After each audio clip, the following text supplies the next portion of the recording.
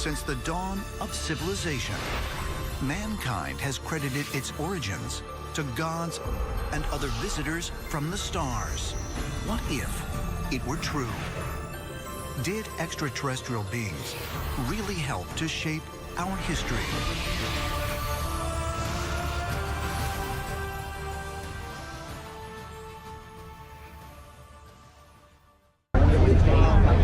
Oh, I know. I gained my weight when I was on the rest. I've done for many a year in my work. Well, that's another thing. Have like fast food chicken that has like calories. Welcome to the stage, executive producer of Ancient Aliens, David Silver. It was aliens, I swear.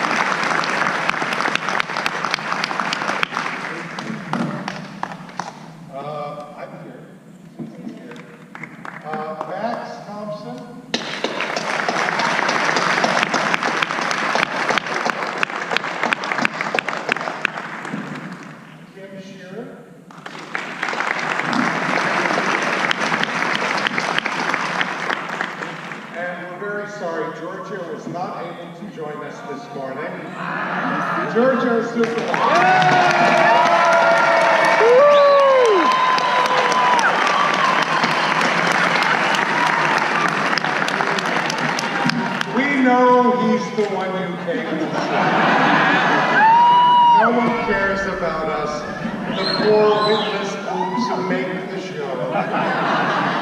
You know, you probably said producers panel, 10 o'clock Friday. I said, who's the guy with the hair? It was half as high, but I still like the hair. By season 3, it was Bride of Frankenstein. I said, Jesus, what the hell is with the hair? You know, he looked like he was in perpetual surprise. I said, Giorgio, ease up on whatever you're doing, because everyone thinking the hair is interesting is good. You thinking it's interesting is not good. Closer to the Aztecs, and the Aztecs were when Teotihuacan was a high culture before it fell apart. So Teotihuacan is still one of the biggest mysteries that we know, because even in Mexico, as you probably know, archaeologists have differing opinions of what's going on. So I think it's fascinating. It should be further investigated. Run for the hills. And you ever encounter that claims to have all the answers. And the answer is not always aliens. It's always made this guy. Could it be aliens? But I'm just saying, the whole idea of the paradigm shift, which we are going through in our society right now, this conference is part of that. I call it the second Copernican revolution, where instead of us discovering we're not the geometric center of the universe, we're no longer the center of the intelligent universe. And they said, that's the guy who wanted the Aliencon protege. I said, I need to meet him. And Giorgio came to my office. We fell in love instantly. And I said, Giorgio, do you believe? And he said, I do not believe. I know. And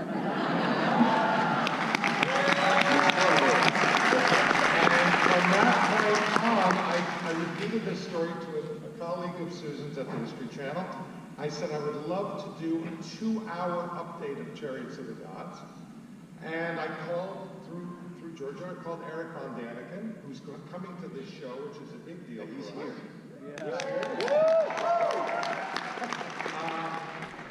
Don't bother him if he's...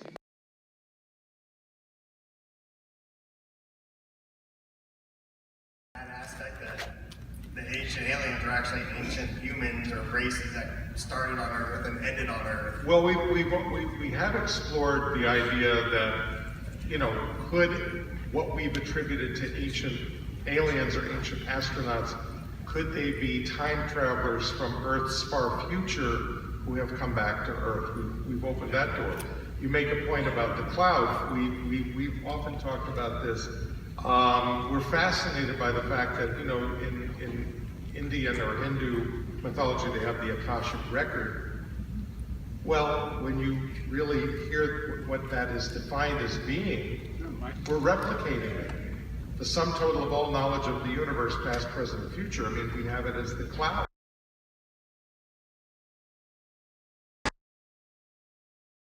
Yeah, baby! Woo!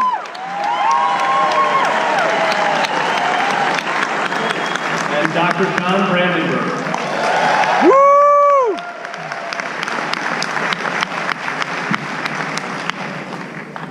So, visionaries. That's a theme that the show has explored many times in many different ways. And I'd like to just open it up to you guys with a simple question to start. Where do you think genius comes from? Within. Yeah. Anyone want to jump in? Or from all of our beaches combined on planet Earth. Imagine that for a moment. In one galaxy alone, there's more sand grains than in our entire galaxy there are galaxies. Yeah. Unfathomable. Well, also, look at Proxima Centauri. It is absolutely the very closest star in our galaxy. Right next door. And it's got a Earth-sized planet in the habitable zone. Now that tells you something right there. Battlestar Galactica. Somebody tells you the ring they got you is a rare, very rare ring. There's only one on the entire planet Earth. Then you go down to the 7-Eleven and there it is. I had this conversation a few months back where if you would have talked about this sort of thing 10 years ago and said, you know, Proxima Centauri has probably got a planet around it. Most people say, that's kind of, I don't know, man. You know, maybe, man, but we are learning now that it's commonplace. And the story, the narrative is changing. And we can talk about things like this, and it suggests to us that, hey, maybe there are these planets out there, maybe there are other intelligences. That's even freakier looking at you with a gray nothing. Aliencon 2018, Pasadena. We were here. We are making it. Okay, turn around now. I'm making the newsletter. I'm making the video footage. You can make the video. All right, well, I'm taking a photo. Oh, Just download the free app and press okay, turn sideways. to connect your device. Okay.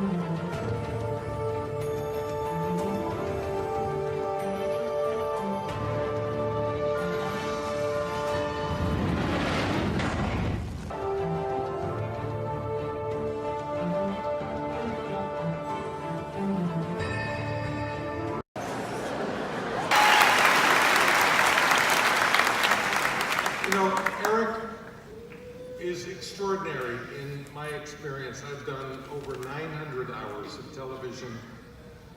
And in that first phone call, he said, you can have anything you want, every photograph I own, every picture I've taken, please use it. Yeah, it began in February 1968. It was on the market. I had the manuscript finished in 1966. At that time, I was the managing director of a first-class hotel in Switzerland. So I had a manuscript, and I sent it to 20 German publishers, and all 20 German publishers rejected it. They said, this is not scientific enough, this is not reasonable enough, this makes no sense, and so on. Finally, one German publisher had the courage to publish it, and it was on the German market in February 1968. Of course, it was immediately a bestseller, and of course, I was attacked from all over sides. I was crashed down practically by every community, by every newspaper. How can someone write such a rubbish? He will tell us that extraterrestrials were here. There are no extraterrestrials out there. And if they were, they would never visit us because the distances between the stars are too big. And even if we speculated they do exist and they could reach the distance, extraterrestrials would never look like us. They would never look like humans. Extraterrestrials may look like flying elephants. Or Giorgio Supolo.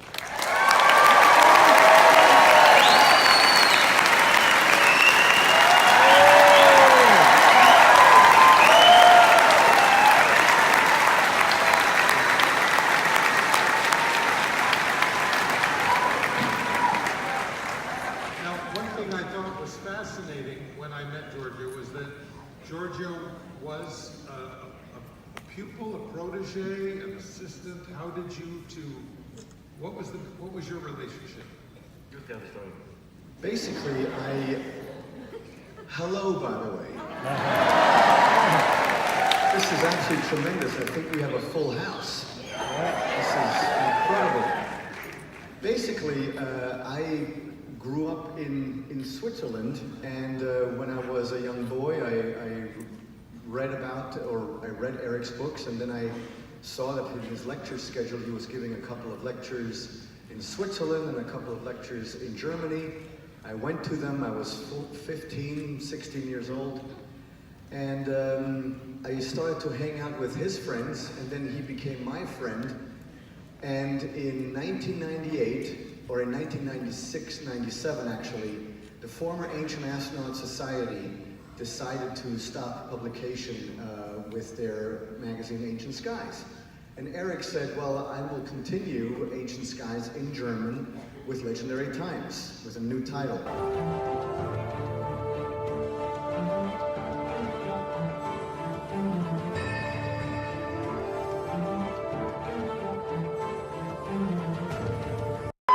Welcome to 25 years of the X-Files. Introducing your host this morning, Candace Heath.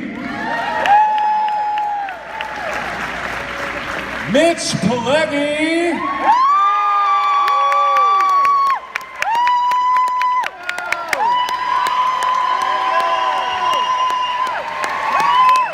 And David Duchovny.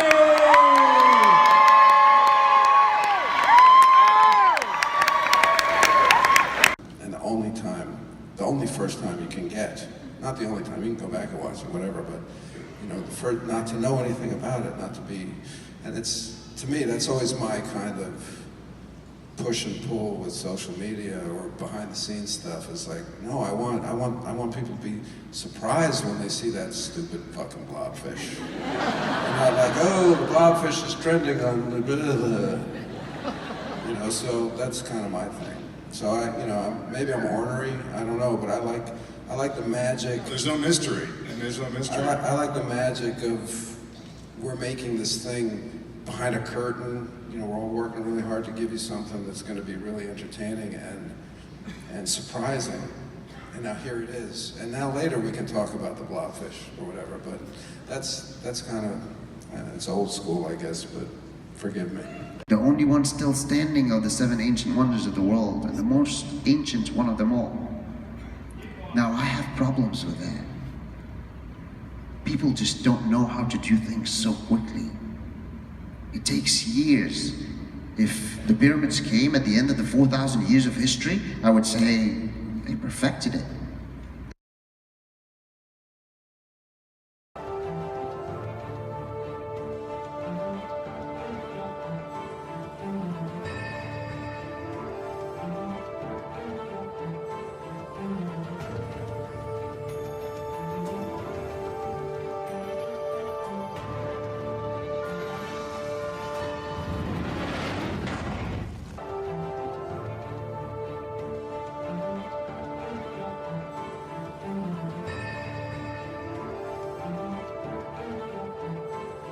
Have a cast. Documentary shows usually don't, but documentary shows usually don't go 11 years. And so it is to their thanks. We don't editorialize them, we don't undermine them. A lot of people say, why don't you put naysayers and skeptics in the show? And believe it or not, in the very first 2 hours,